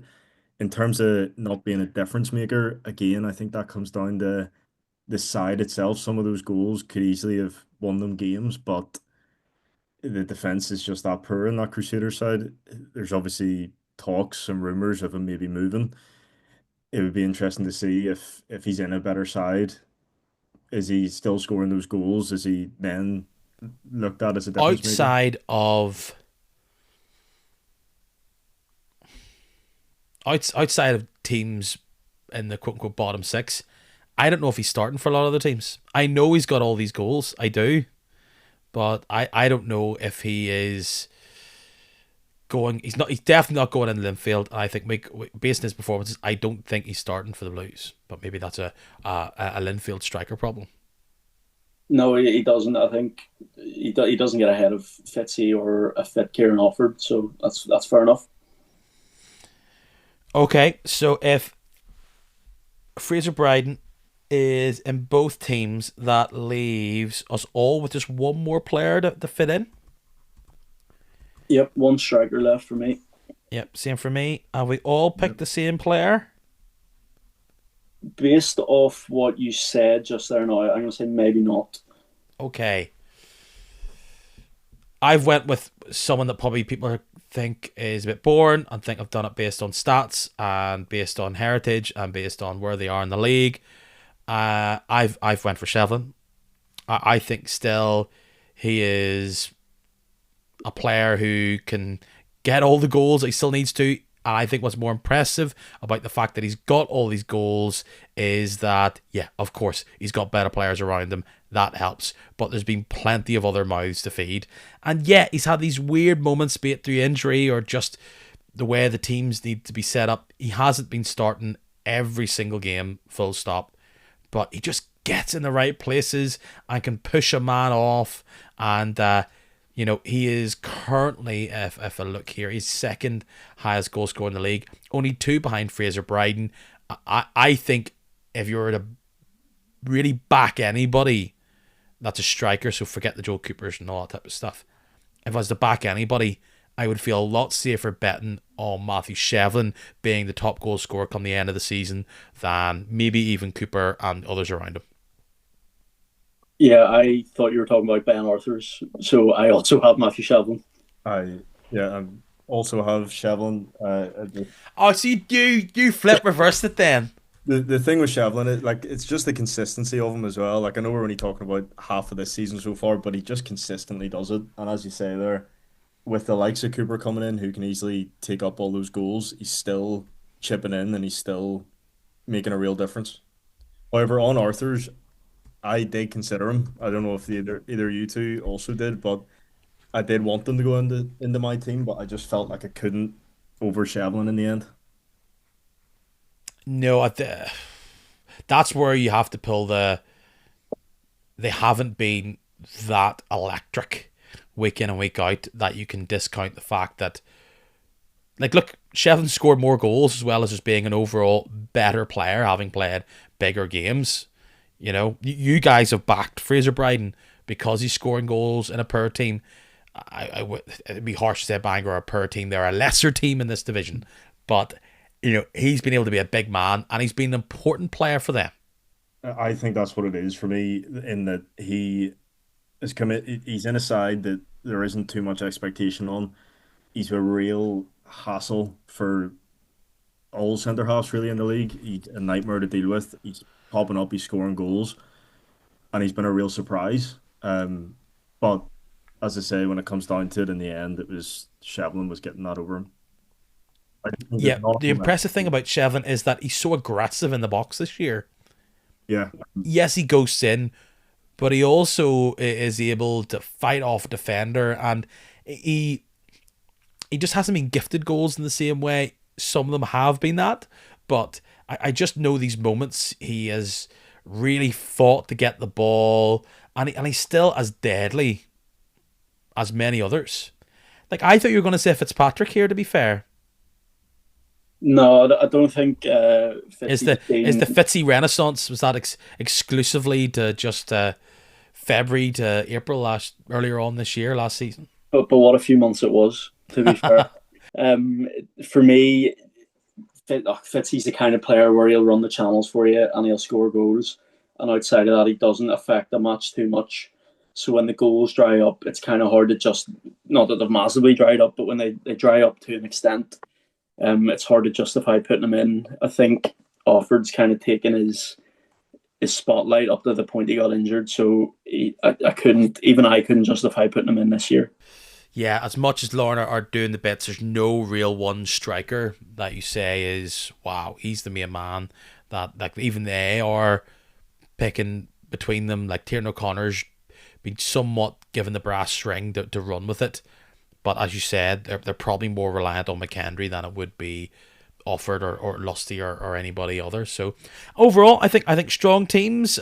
Just to reflect here, I'll let you pitch it to everybody else, Ross. So I've got Chris Johns in nets, a back four of Sean Brown and Tomas Cosgrove with Ridley and Jack Keeney in the middle. I've got a midfield two of Mark Randall and Jordan Stewart. I'll change it. I've got two wide men, Joel Cooper and Conor McKendry, and then I've got Fraser Bryden and Matthew Shevlin up top. I think that makes a wee bit more sense. For myself and nets, I've got Ferguson, and then the defence left to right, Sean Graham, Jack Keeney, Matt Ridley, and Cosgrove. Rory Hale in front of them, and then left to right on the midfield of Cooper, James Thielen, and then McKendry, and then the two strikers up front, Fraser Bryden and Shevlin. Ferguson in goal from Larne. Then it's Jack Keeney, partnered by Aaron Donnelly from Larne. Jack Keeney being Cliftonville. Sean Graham is the other Larne player. Left back, Ryan Cooney from the Glens is my right back. I have a midfield three anchored by Colerane's Dylan Boyle. He is joined by his Coleraine teammate Will Patching, who these boys said is one of the best players this year but didn't feature in their teams. Mark Randall of Larne fills out my midfield three. Then you have Jordan Stewart of Glentoran on one wing. You have a nice little right wing of Cooney and Stewart. Joel Cooper now of Coleraine on the left with his boy Matthew Shevlin leading the line. A couple of names there that really was shared by plenty of other teams. I asked you, yes, you who is listening, to see what your team is, and some of you let me know via that platform owned by the guy that owns the battery car place. Baird is the word. Says Johns and nets. Cooney, I like this, on right back. Sean Graham left back. Jack Keeney centre back. Matthew Ridley centre back. We're rocking and rolling here. James Thielen right wing. Randall and Patching centre. Joel Cooper left, and then Shevlin and Fitzpatrick. I think that's a nice cross section of all our teams. Either that says he thinks like us, he is us, or there's not a huge amount of other players that stand out. I think it's the latter. As he tweeted anything about Portadown, it could be Ross's burner account. The Ports View, who I would imagine is a Portadown fan, they haven't named the team, but they've said Randall, Arthurs, Keeney, Thielen, Cooper, Bryden, Fitzpatrick. Interesting that a Portadown fan is talking about Thielen rather than Ben Wiley, maybe it's just one of my fascinations. So thank you, people who got in touch with that. You're welcome to share your thoughts, feelings, emotions, good or bad, online. Let's kick a match on X, and let's kick a match on Instagram, Facebook, as well as, well, the platform that you're currently listening to me. We've done 150, by the way. Right, this week, bumper episode. You'd expect that with it being the half team of the season, and of course being podcast 150. Busy week for our Pete. But we look ahead to this weekend, and we start on Friday evening, and oh boy, Glens, Coleraine, down at the Oval. This could pour even more hot water into the bath of Declan Devine. I'm just not on this train yet, but this is a revenge game for Coleraine. Glentoran went up to the North Coast, and they put a spanking, in the sense of the result, on Coleraine. They were able to sneak away with the victory. Coleraine will want to come in here and stretch their muscles. I think they will, 2-0. Yeah, I agree. I think I said at the start of the podcast, Coleraine will be looking back at some of the results that have led Larne to be on the same points with less games played. That'll be one of them that they'll be really disappointed in. And I think they can't make the same mistake twice. So I think 1-0 Coleraine. I could see this being a bit of a wider margin. I think Coleraine, we're still kind of waiting on a big statement win. I think this would be it. So the form that the Glens are in at the minute, if this was 3, I wouldn't be too surprised. So I'm going to go 3-0 Coleraine. It really would put everybody in a bad mood going into Boxing Day. There's no doubt about that. And you're right, bad mix here. They've got players, Coleraine do, that can run with the ball, and they could really attack that back line. I wonder if Glentoran try and stuff that defence and try and get a draw at 2-0 Bandsider. So Ballymena, Carrick. You know, I'm not saying pressure's on early with Owen Kearney, but his season, or his hopes, ambitions for the season, could slip away fairly easily with Coleraine coming to their patch come Boxing Day. Maybe they'll see that as a more even affair, just on the fact that it's a derby day than many others externally will. But there's Carrick, who's scoring goals and conceding goals. The more important factor being that Carrick are scoring goals. Ballymena seem to have forgotten how to do that. I don't know if another week's training or a full week's training with OK in charge is going to completely revolutionise his team. I'm going to be fascinated by what the squad is that they set up with. I'm backing Carrick to finally break this rut. I'm going to say 2-1 Carrick. I'm going to go score draw. I think it'd be quite an exciting one. I'm going to go 2-2. I don't think either team particularly has the firepower to do that, but I can just see this one being pretty exciting, and Kearney's wait for a win goes on.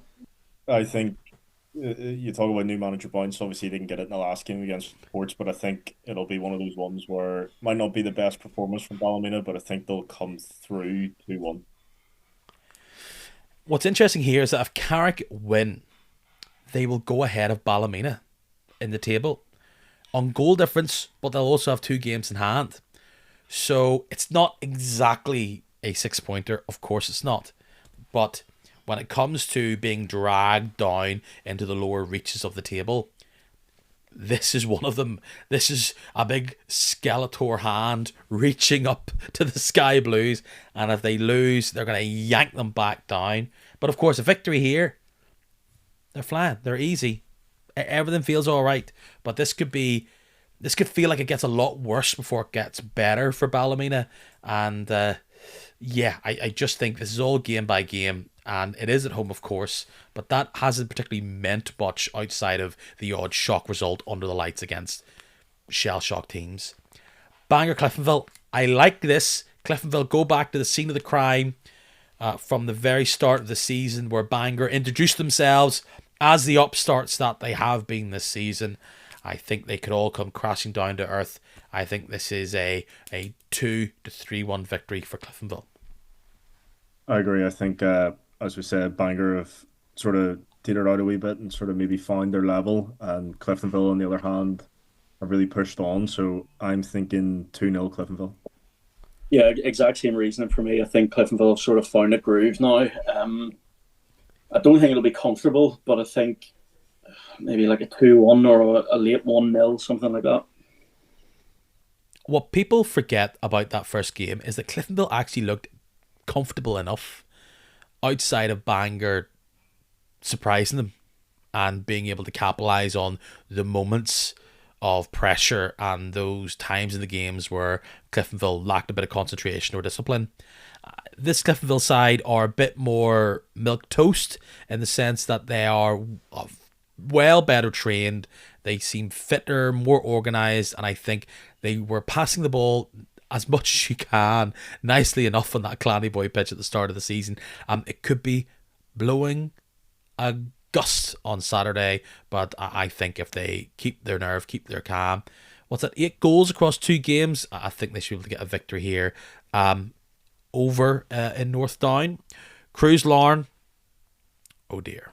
I think if we're sitting here and we're looking at a wee gas burner, outside of a shock result here, this just adds a bit more heat to the situation up there in North Belfast for the Cruise. An easier game would have been nicer. Certainly, could it be another 4-0? Maybe. It wouldn't massively surprise me. I'll maybe not be as harsh on them. I'll say 3-0 for Larne. It's almost a free hit in a way, isn't it? You're never gonna. They're not gonna win this game. The one that jumped out to me was 6-0, which is mental. I feel like we haven't had a proper hiding in the Irish League and maybe this season, but this could get messy. Does that actually put, if it was to be something like 5 or 6, right? Does that actually put any sort of question on what Cadell is doing there? He bit back at suggestions that he was under pressure, and outside of a horrible day against the Ports, if he does lose here and get thumped against Larne, that's Larne at home and Linfield away. It's maybe the nature of it. Perhaps we don't know what's happening behind the scenes when it comes to who could come in January, but it doesn't feel great, and they've yet to really sparkle under Cadell. But I also, once again, we talked about this other openings. If that was to change, there's no one that you're screaming going, boo. They're the person that kind of comes in, because it doesn't feel like a club that is going to go for an unknown again. If for some reason they want to change things up. I don't think they will, but I mean, anything above 3 asks the question again.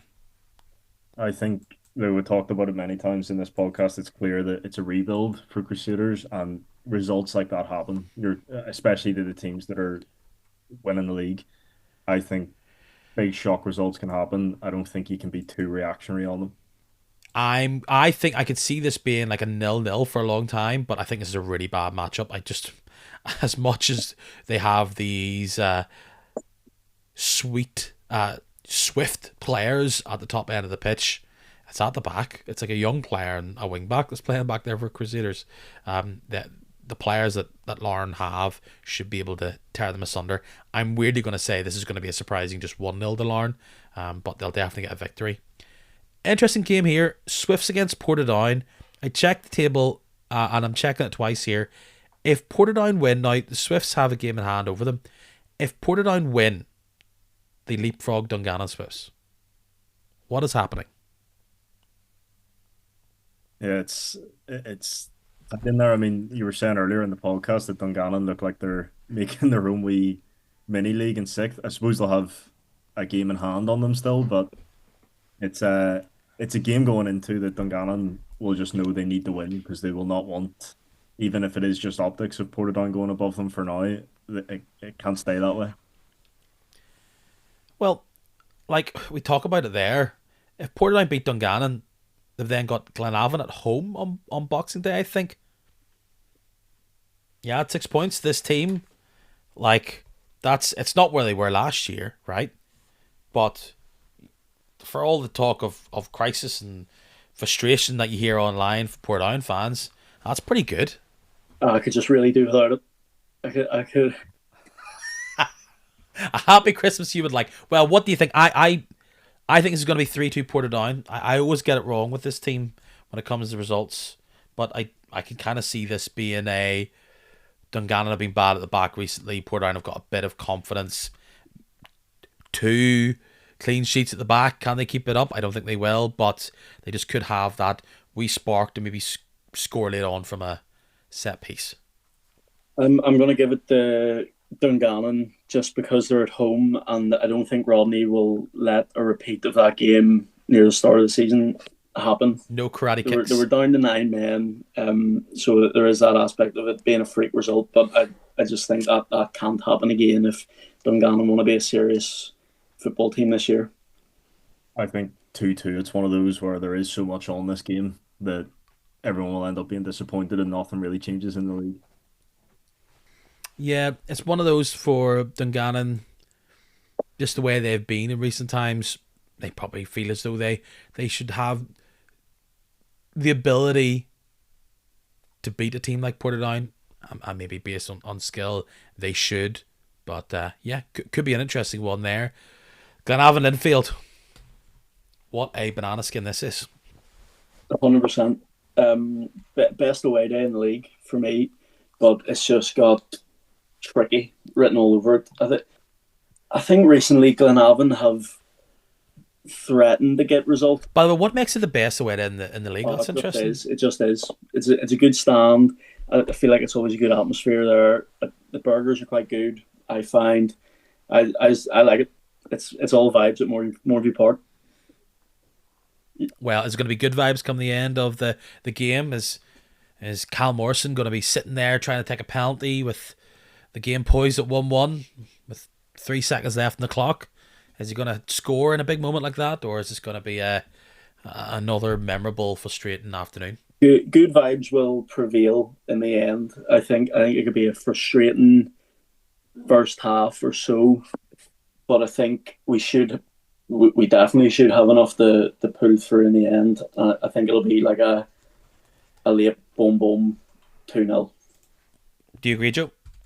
No, I don't quite. I think Linfield will be relatively okay in terms of just confident throughout. I can see it from a fan perspective as to why you'd think that, but I think it'll be pretty routine. Glenavon won't really threaten 2-0 Linfield.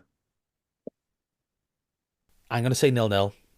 I think this is potentially going to be one of those afternoons where the first half goes without much intrigue. Maybe an old call doesn't go your way. And then, look, they've struggled to shut anybody down, but I just have a weird feeling that unless Linfield get off to a very good start, the sheer fear will not entice good football. And yeah, maybe there's a random red card against the Blues out of nowhere. Not that it really helped Glenavon last week, but yeah, I would say this: if you're a Linfield fan, go down this game, check out Jack Malone. I know he's a player who's had moments in previous years, but I think particularly under O'Connor, he's starting to shine as a really skillful player who can drive with the ball, pick it up at almost the number 10 position. He's not bad from far out, as we've seen over the past few weeks. And yeah, I know you took one midfielder off them earlier on this season, and Isaac Bird. We return game for him. But yes, I feel like I've done this before with Linfield games, and I rarely get it right. So yes, come at me when it's 6-1. But yeah, 0-0, being bold. Somebody once told me fortune favours the brave, and that's what I'm being. Boys, what's Christmas looking like for you lot? Are you having to work much over this period? I know no one really knows what you do, Joe, and we'll keep that mystery intact. But Ross, you've got more of a serious, let's say, Yep. serving the people-esque job. Will you be at home for long, or will you be up doing the business? Sickeningly, I am on call on Boxing Day, so there'll be no big two for me. You'll be watching one of those streams. I've got my tenner set aside. Don't worry about that. I've asked for it. Hopefully Santa brings me the tenner. But yeah, apart from that, I'll be taking it easy. But maybe for the best, I'm not at that big two game, depending on how it goes. Joe, what about yourself? Yeah, just enjoy the time off and then head to the big derby on Boxing Day and hopefully enjoy myself. I mean, the way I've been talking about Crusaders today. I should, but knowing my luck, it won't go that well. Excellent. I've got my marching orders for Boxing Day. I am going to be at Dungannon Bangor. Yes, so you won't be able to see any of the action. If you want to follow it and you're not there, you're going to have to tune into the radio, which is nice because it kind of creates I've had a number of now Boxing Days where I've been there, so very much looking forward to it. But here, it's not Christmas yet. You've got one more Kick and Match podcast before the man in the big red suit comes your way. And as I said, I can reveal it now unless something happens or goes wrong or whatever. We're going to have Stuart Cherry in, and we're going to be chatting about, well, this football deal, but more importantly, has the Irish League started to plateau? We hear all about these big numbers and about how the league is surging. There's a general feeling that perhaps it's either leveling out or it's slightly retracting. Why is it? Is that true? What is the next big steps going forward if this TV is one of them? And you know, Stuart Cherry is someone that's going to think deeply and hardly about it. Deeply and hard about it. And he's going to give you a podcast before Christmas Day. So watch out for that next week. Thanks for sticking with me this time round. Thank you very much if you've been a part of this podcast. Some podcast 150. It's always nice to be joined by the boys that they call the home team. If they haven't followed Around the Grounds by now, where should they do that, fellas? TikTok and Instagram is Around the Grounds NI, and Twitter is AT Grounds NI. Get chatting to us, tell us what rubbish we're talking. And I've seen plenty of people from Mid-Ulster do just that. So, you know, you have made your mark this season for sure. Fellas, until next time, have a great Christmas. I'll chat to you soon. Merry Christmas, Peter. Merry Christmas.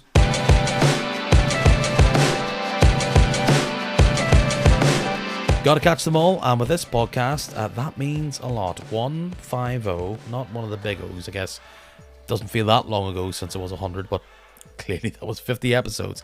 Thank you very much for listening in this season. This is the fourth season the Kick and Match has been rocking and rolling. I see there's been a lot more uptake and people hitting the subscribe button on either Spotify or Apple Podcasts. It pretty much means you get a little push notification, so it lets you know when this podcast is up. So do that. It's free and easy, and you're going to join a big club with hundreds of you in there. Outside of that, thanks for listening. Thanks for you if you've been here from the very start, or this is your very first one. Hello. Hope you stick around.